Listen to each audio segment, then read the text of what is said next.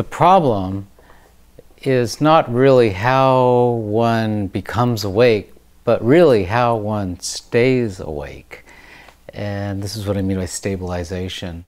It seems like that place of awareness and peace and balance is pretty easily accessible when we're meditating, when things are going well, when things are quiet around us. But with the introduction of stress, with the introduction of challenging situations, we just basically kind of lose our cool. So this is what I'm really excited. I consider this to be a breakthrough piece.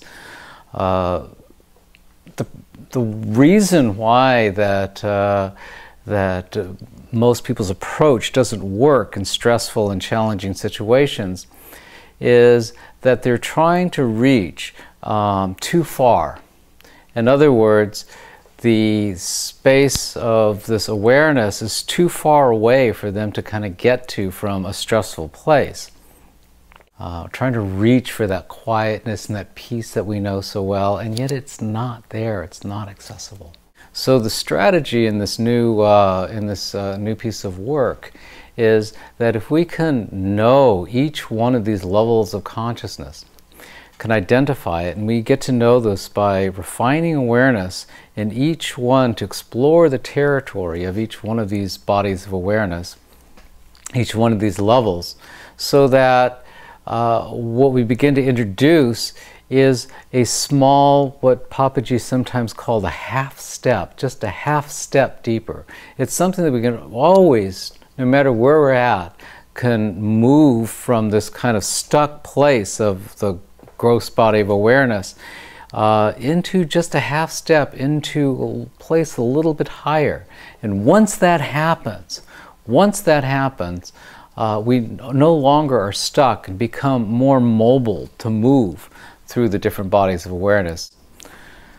So the piece of work is getting to know all four bodies of awareness, the landscape, experientially knowing them, of the gross body, where it's the world of name and objects, to the subtle body, which is the first introduction of awareness, the third body, which is just blank.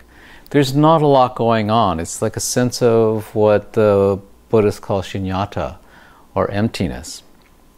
And the last stage is called the mahakarana, which is consciousness itself being present only as being aware of itself, where it is expansive. And it's those of you who've done the radical awakening work know that space really well.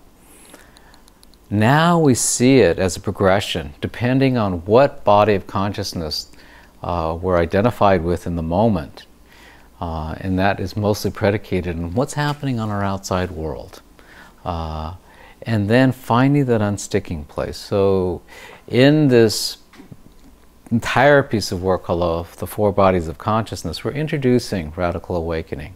We're introducing the self-inquiry process of Ramana Maharshi, and in the four bodies of consciousness. Putting those together makes us mobile in the moment to be able to take steps progressively.